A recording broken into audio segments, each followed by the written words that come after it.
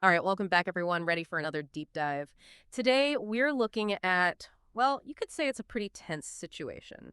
The Israel Hamas ceasefire. You want to understand what's happening with the hostages, right? Things have gotten, well, a little crazy since we last talked about it. There's a deadline looming, an ultimatum's been issued. And get this, the president's been making some pretty controversial statements about taking control of Gaza. Yeah, you heard that right. Oh, Okay, so first, let's kind of rewind a bit just to make sure we're all on the same page. This ceasefire, remember, it started back on January 19th. It was brokered by the U.S., Qatar, and Egypt. It was supposed to, bring some peace to the region, at least that was the hope. A big part of the deal was a prisoner swap. 33 Israeli hostages held by Hamas were going to be released. And in exchange, Israel would release about 2,000 Palestinian prisoners. The releases were supposed to happen gradually over 6 weeks, and at first it actually seemed like things were, moving along as planned. But then, just last week, Hamas basically hit the pause button on the whole hostage release thing. they're accusing Israel of, well, not keeping their side of the bargain. They're saying Israel's been launching airstrikes targeting Palestinians in Gaza, and they're also making it incredibly difficult for people who were displaced to return to their homes. Not to mention, they're saying it's almost impossible to get aid into Gaza. So enter President Trump, and that's when things get really, really interesting. He basically threw down the gauntlet, issued a very direct ultimatum to Hamas.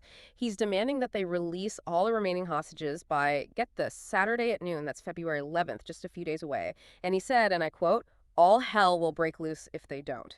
And of course, when reporters tried to pin him down on what exactly that meant, he was pretty vague, which honestly just adds another layer of, tension to an already incredibly tense situation. Yeah, that ambiguity is really important, actually. It leaves everyone guessing. Yeah. He sort of hinted that breaking the ceasefire, that might be Israel's decision, as he put it. But he's also implied that he might just, take matters into his own hands. Yeah. So we're left with this kind of high-stakes game of chicken. Both Hamas and the international community, they're all wondering what he's actually going to do. Right. Okay. So just to be clear, Israel has released a good number of Palestinian prisoners, just like the agreement said they should.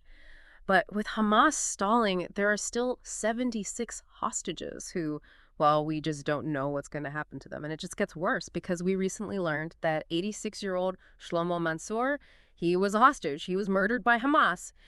It raises some really tough questions like, can this agreement even work? Are we ever going to see these hostages come home safely? Yeah, and this ultimatum just throws gasoline on the fire. It adds so much pressure. A hard deadline always does that.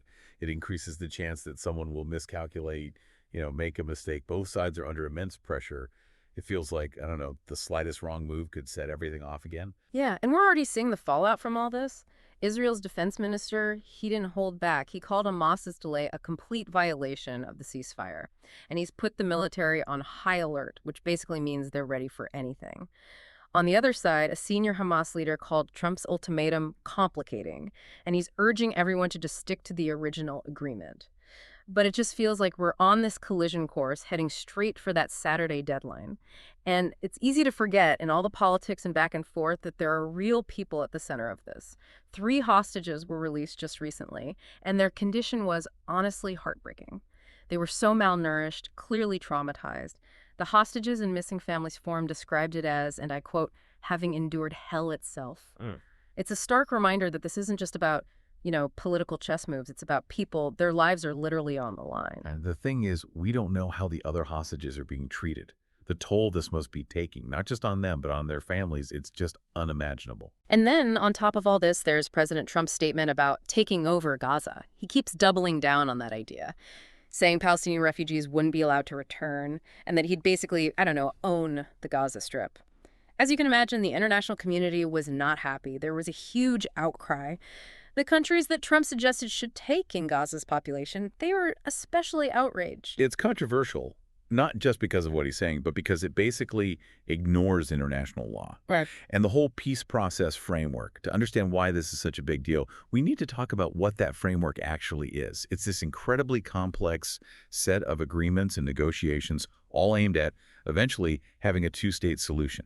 An independent Palestine alongside Israel. Trump's basically just throwing a wrench into that whole process, a process that people have been working on for decades. It's like he's just, making things worse, pouring gasoline on the fire, Yeah.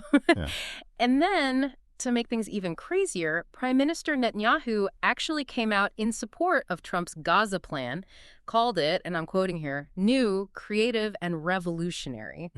So you have these two leaders totally on board with a plan that pretty much everyone else is condemning. It shows just how complicated all this is, the alliances, the rivalries, all of it. It really shows you just how, I don't know, unpredictable all this is. We're dealing with some, well, strong personalities, let's just say. Bold statements being thrown around, a very, very delicate balance of powers, like, one of those old powder kegs just waiting for a spark. Yeah, that's a good analogy, actually. So, all right, where does this leave us? I mean, we're just hours away from that deadline Trump set, Saturday at noon. What are we even looking at here in terms of what might happen? Well, it's a turning point, that's for sure. If Hamas doesn't release all the hostages, every single one, by that deadline, Right. it's anyone's guess what Trump will do. He's been so vague about the consequences, it just makes it even more, I don't know, nerve-wracking. Okay, so let's play this out a bit. Worst case scenario, what are we talking about? Worst case, he actually does what he said he would. He gives Israel the okay to launch a military operation in Gaza.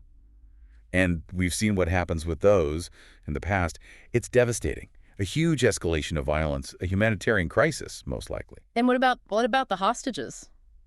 I mean, there's safety would be, I mean, we just don't know. It's a terrifying thought. Right, yeah. So are there any other options, anything less, drastic? I mean, he could always extend the deadline, buy some more time for negotiations, maybe just try to, calm things down a bit. But knowing Trump, knowing how he operates, it's hard to imagine him being that, I don't know, flexible. He likes to act, not wait.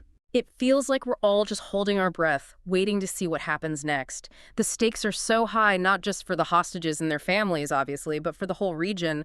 One wrong move, and it could all just, I don't know, explode. Absolutely. It's geopolitical chess, but with incredibly high stakes. To really grasp what's going on, we need to understand the history, all the different interests at play. It's like every move has these ripple effects. It can trigger something totally unexpected. One of the things that strikes me is, well, how different the perspectives are. You have the Israeli government and Trump taking this very hard line. They want action now, no compromise. And then you have Hamas, they're accusing Israel of breaking the ceasefire, trying to justify why they're not releasing the hostages. Yeah. And then you have the rest of the world basically condemning both sides and pleading for everyone to just, calm down and talk. It's a mess, frankly, a tangled mess of different ideologies and approaches. And we can't forget the people caught in the middle of all this. The hostages, they're the ones who are really suffering. Their lives are hanging in the balance. It's a reminder that this isn't just a political game. These are real people with families, loved ones who just want them back safe. The cost of this conflict, the human cost, it's immense. We can't forget that. It just shows how urgent it is to find a peaceful solution, even though right now that seems almost impossible. The clock is ticking and the whole world is watching. Every decision made in these next few hours, it could change everything, change the future of the region, of so many lives. It's a time for, I don't know, for real diplomacy, for a real commitment to peace, and for leaders who can think clearly under pressure. That's well said. It's a rapidly evolving situation, and we'll definitely keep following it closely. I think we all hope for a resolution that brings those hostages home safely, and one that prevents, more bloodshed. I hope so too. It's a situation that demands our attention, our empathy, and our commitment to finding a solution that's just and one that will actually last. You mentioned earlier that Trump's plan for Gaza, it's been widely condemned. Can you talk about that a bit more? What are people actually saying? What are the concerns? Yeah, the response from the international community has been almost entirely negative. A lot of countries, they see this plan as just violating international law, plain and simple, and that it sets a really dangerous precedent, one that could make the whole region even more unstable. Can you give us some specific examples of what people are worried about? Sure. One big issue is the idea of preventing Palestinian refugees from returning to Gaza. That's seen as denying them a fundamental right, the right of return. It's a right that's, recognized under international law. And it also raises questions about, can any peace agreement actually work if a huge chunk of the Palestinian population is permanently displaced? Right, yeah. And what about the part where, the U.S. would basically take over Gaza? What kind of reaction has that gotten? A lot of skepticism, a lot of concern. It's seen as the U.S. trying to, force its will on the region, dictating the terms of a settlement without, actually listening to what the Palestinians want or need. So given all the pushback, Is there any chance this plan will actually happen? It's highly unlikely, to be honest. There are a lot of obstacles both within the U.S. and internationally. What kind of obstacles are we talking about? Well, within the U.S., even the State Department and the intelligence community, they're pushing back. They see this plan as unrealistic and probably counterproductive in the long run. And what about internationally? I mean, the condemnation has been pretty much universal. It would be almost impossible to get the support needed to actually implement this plan. Without the backing of some key players, it's basically dead on arrival. So it sounds like this plan for Gaza, it's more of a, I don't know, a symbolic thing than an actual policy proposal. Yeah, I think that's fair to say. It's a way for Trump to show his support for Israel and to try to, frame the conversation in a way that benefits them. But it's also, it's alienated the Palestinians even more, and it's just made the divisions in the region even deeper. Unfortunately, that's true. It's this kind of, winner-take-all approach that's not going to lead to any kind of lasting peace.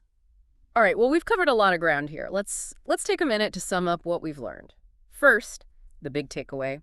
This ceasefire is in serious trouble. The hostage situation is still a huge question mark, and Trump's ultimatum has just made everything even more urgent and unpredictable. We're just hours away from that deadline, and honestly, no one knows what's going to happen. It could lead to, more fighting, maybe more negotiations, or something we haven't even thought of yet. Second, this whole plan for Gaza, it's been met with a lot of criticism. People are saying it's impractical, unrealistic, and ultimately, it's just going to make things worse. And finally, it's important to remember the human side of this. There are real people whose lives are on the line. This conflict has a cost, a very real human cost, and we need to find a solution that, prioritizes peace. Yeah, it's a lot to think about, isn't it? We're left with this big question mark hanging over everything. What happens if that deadline comes and goes and those hostages are still, held by Hamas? What's Trump going to do?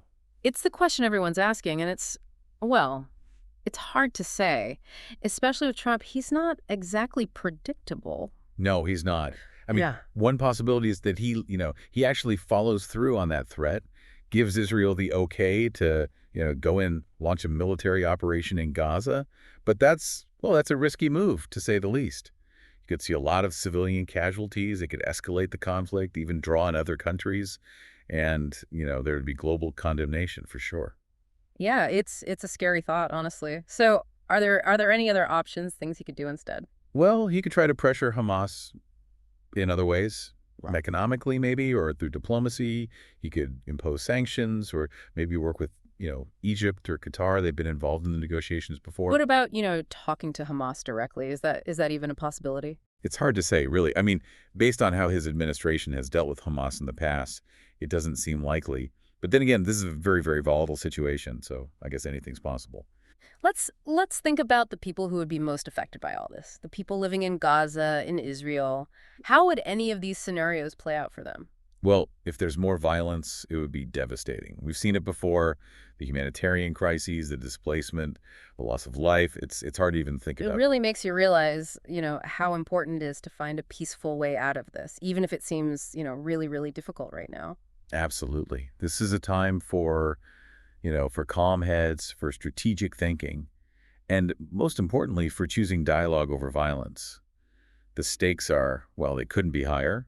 We've walked you through the situation. It's complicated. There's a lot of high-stakes diplomacy going on. And there are real people, real lives at the heart of it. Now we want to leave you with something to think about. Imagine that deadline, Saturday at noon, it arrives, and those hostages are still being held. What do you think the president will do? How will his actions affect this very, very fragile peace? What will it mean for the hostages and for the whole region? It's a tough situation with no easy answers, but it's one that we all need to be paying attention to.